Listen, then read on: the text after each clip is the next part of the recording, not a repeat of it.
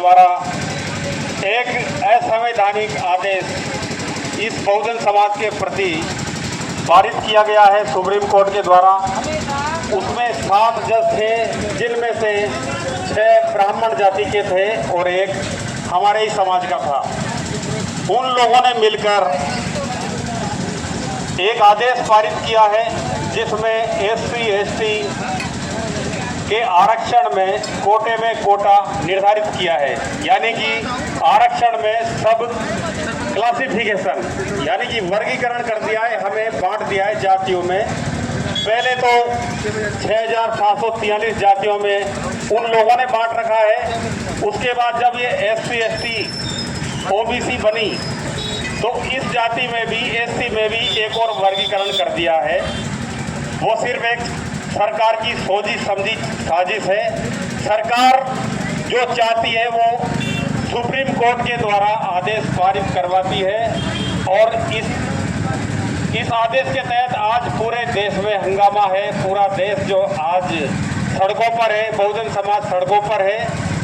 कई लोग ये कहते हैं कि इनको मिल गया तो और जो दूसरे जो वंचित लोग हैं इसी जाति में उनको मिलना चाहिए, आरक्षण मिलना चाहिए।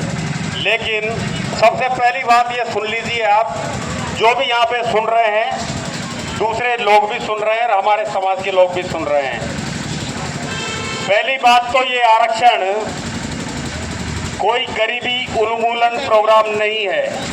ये सरकार सुन ले और सभी समाज के लोग सुन लें, क्योंकि गरीबी उन्मूलन प्रोग्राम ये आरक्षण नहीं है।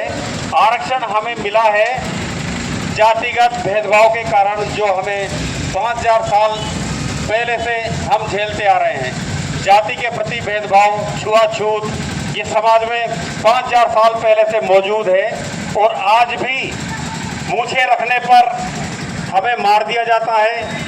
आज भी घोड़ी चढ़ने पर हमें रोका जाता है। आज भी सामाजिक भेदभाव हमसे जारी है। तो जब तक ये भेदभाव जारी रहेगा, जब तक ये सवर्ण लोग हमसे भेदभाव करते रहेंगे, तब तक ये हमारा संवैधानिक अधिकार है, तब तक जारी रहेगा। इसे किसी का बाप भी छीन नहीं सकता है। सुप्रीम कोर्ट तो क्या, किसी का बाप भी इस अधिकार को छीन नहीं सकता है। सुप्रीम कोर्ट वो करता है जो सरकार चाहती है। सरकार के द्वारा अभी 2024 के चुनाव हुए। 2024 के चुनाव में मोदी साहब ने कहा था, देश के प्रधानमंत्री ने, कि भारत के संविधान को नहीं बदला जाएगा और आरक्षण खत्म नहीं किया जाएगा। लेकिन उन्होंने सबसे पहले सरकार में बैठते ही इस आदेश को पारित करवाया सुप्रीम कोर्ट के माध्यम से और ये लागू करवा दिया है। और कई राज्यों में ये लागू हो भी चुका है, ये आपको ध्यान होना चाहिए। हरियाणा सरकार ने इसे लागू कल कर दिया है, ये आपको अपडेट होनी चाहिए। राजस्थान में भाजपा की सरकार है, जहाँ पे भाजपा की सरकार है वहाँ ये तैयारी पूरी कर रहे हैं कि इसमें इस आदेश को पारित करवा दिया जाए और इससे काम शुरू कर दिया जाए। जहाँ पे इनकी सरकारें नहीं है वहाँ पे इनके घटक दल जो है वो इस काम को शुरू कर रहे हैं। यानी कि सरकार इस आदेश को निष्प्रभावी बनाने के बजाय इसको लागू करवाने के चक्कर में लगी हुई है। और जो इंडिया गठबंधन के घटक दल के नेता थे वो भी भारत के संविधान को हाथ में लेकर चुनाव में दौड़ रहे थे। हम भारत के संविधान को बचाएंगे, आरक्षण को बचाएंगे, दलितों के अधिकारों को बचाएंगे।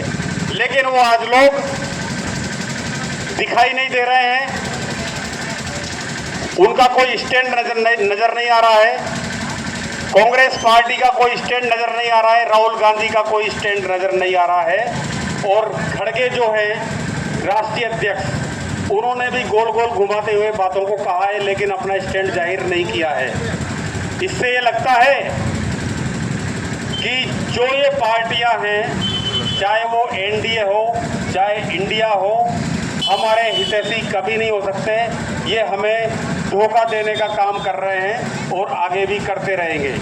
बाबा साहब ने 1932 में कहा था, जो उपलब्धि हमारे लिए लाई गई थी कम्युनल अवार्ड के द्वारा, यदि हमारा प्रतिनिधि एससी का किसी एससी रिजर्वेशन सीट से चुनकर जाएगा तो भी वो हमारा भला नहीं करेगा, क्योंकि उसको मत जनरल कास्ट के ही मिलते हैं, वो हमारा हितैषी कभी नहीं होगा। तो बाबा साहब जो संविधान जो अधिकार लाए थे उसमें स्वतंत्र निर्वाचक मंडल था, हमें 2 मत देने का अधिकार भी था, ये चीज़ें हमारे लिए थी। लेकिन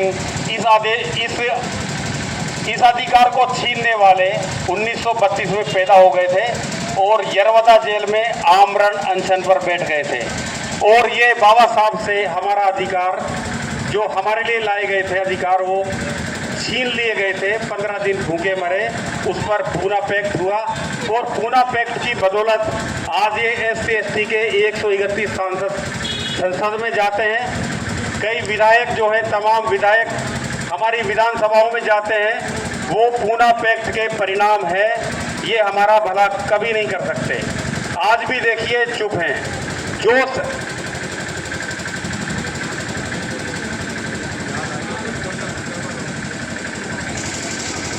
हेमलता बेरवा के केस में देखा है हमने, उधर मदन दिलावर स्टेज पर था, इधर राधेश्याम बेरवा जो विधायक बारां के थे वो भी स्टेज पर थे और बेरवा समाज की एक महिला के साथ अत्याचार हो रहा था।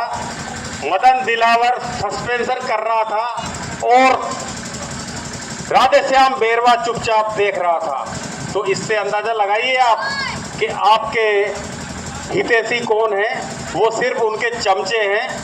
काशीराम जी ने कहा है कि इन लोगों के लिए जो MLA बनते हैं, सांसद बनते हैं, किसी पार्टी से बने वो चमचागिरी करेंगे, उस विचारधारा की चमचागिरी करेंगे, चाहे वो कांग्रेस का हो चाहे भाजपा का हो।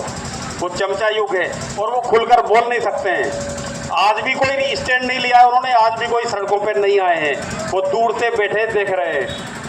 भारत का संविधान आज खतरे में है, हमारा आरक्षण आज खतरे में है। जब तक भारत की संसद में इस आदेश को निष्प्रभावी बनाने के लिए अध्यादेश नहीं लाया जाएगा, तब तक ये हमारा आंदोलन जारी रहेगा। आज भारत बंद है, शांतिपूर्ण बंद है। हमारे बहुजन समाज के लोग, सभी SC ST के लोग, OBC के लोग सड़कों पर हैं और अपने संविधान को बचाने के लिए सड़कों पर हैं। यदि भारत सरकार के द्वारा, मोदी सरकार के द्वारा अध्यादेश लाकर इस आदेश को निष्प्रभावी नहीं बनाया गया तो देश में आगे उग्र आंदोलन हो सकता है। ये उन्हीं को अभी से चेतावनी है।